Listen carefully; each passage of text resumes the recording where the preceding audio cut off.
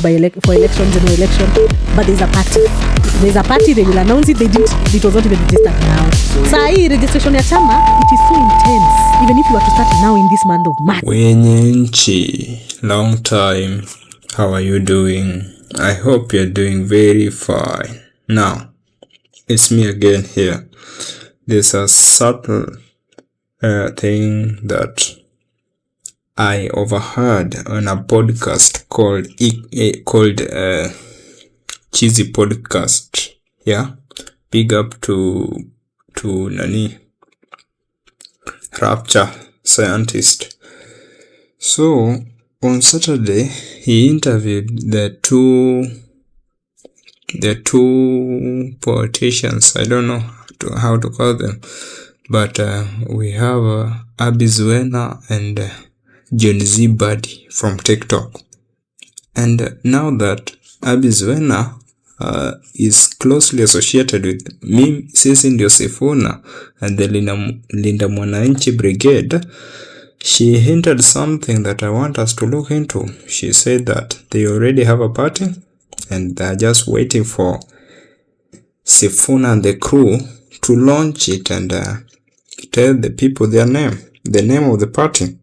I want us to look into it, but before that, here's how it went on there. You can find Cheesy Podcast just right here on YouTube at Rapture's YouTube channel. Let's hear it.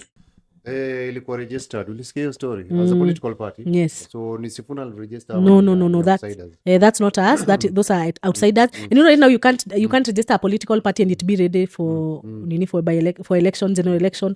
But there's a party. There's a party, they will announce it. It was not even registered now. So hii registration ya chama, it is so intense. Even if you were to start now in this month of March, haitakuwa ready viable for this general election ya next year. Linda Mwananchi already ni chama. Hapana. Okay. Kuna watu wamejaribu kuenda kuiregister, but that's not us. But the party that is coming, watatuambia jina, iko. Chama iko. Watu vijana hizi kwa amekaa tu hivi ati hawajajipanga. Kuna kwenda harusi na gari. If you realize in Makueni, Sifuna alisema hata wakinitoa, I'll still remain there. That is a communication. He's saying, even if I'm removed from ODM, do I look like I have no plan? So, wamejipanga wa vijana, I can tell you. I want you to listen to this. There was a landlord who owned a big compound. Inside the compound were many tenants. Now, one day, some tenants got tired of the landlord's rules and started planning to move out. But they were smart. They didn't tell the landlord they were leaving. Instead, they secretly bought another house across the road. They kept paying rent normally, smiling at the landlord, attending meetings, and acting loyal. Meanwhile, every evening, they were slowly moving furniture to the new house. The bed today, the sofa tomorrow, the fridge the next week. Then one morning, the landlord woke up and found the house empty. The tenants had already moved, and by the time he realized what happened, it was too late.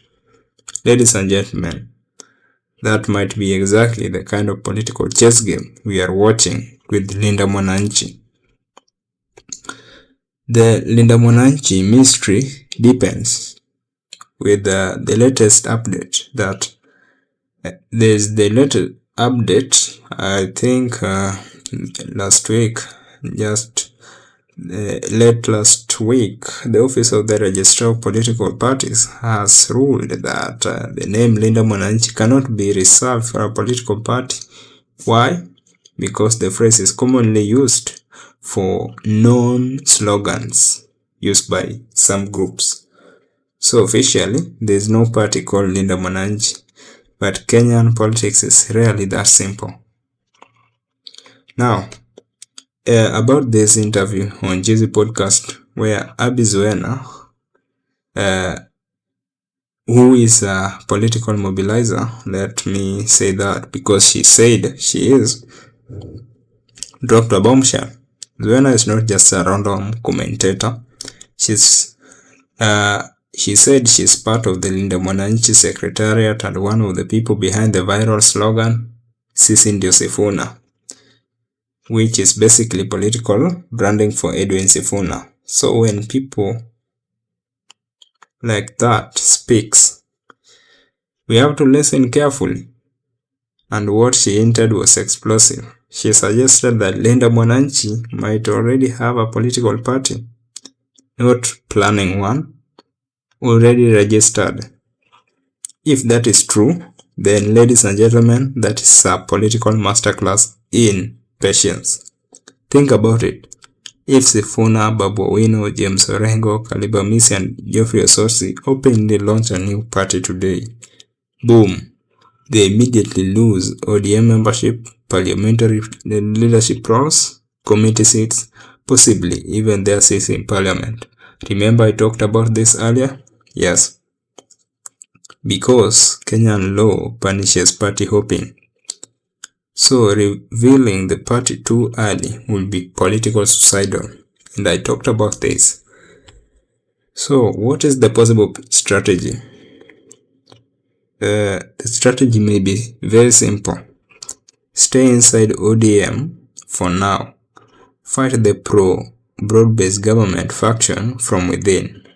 Grow the Sisi Ndio Sifuna movement, which has morphed into Linda Mwananchi movement. Then you build supporters quietly. That's why they went to, was it Kakamega? Then here in Nairobi. And they are planning to go to Mombasa when Ramadan ends. Then around February 2027, just before elections, boom, reveal the party. Remember, they've already gathered audience around them, meaning wherever they'll go, they'll have those followers with them.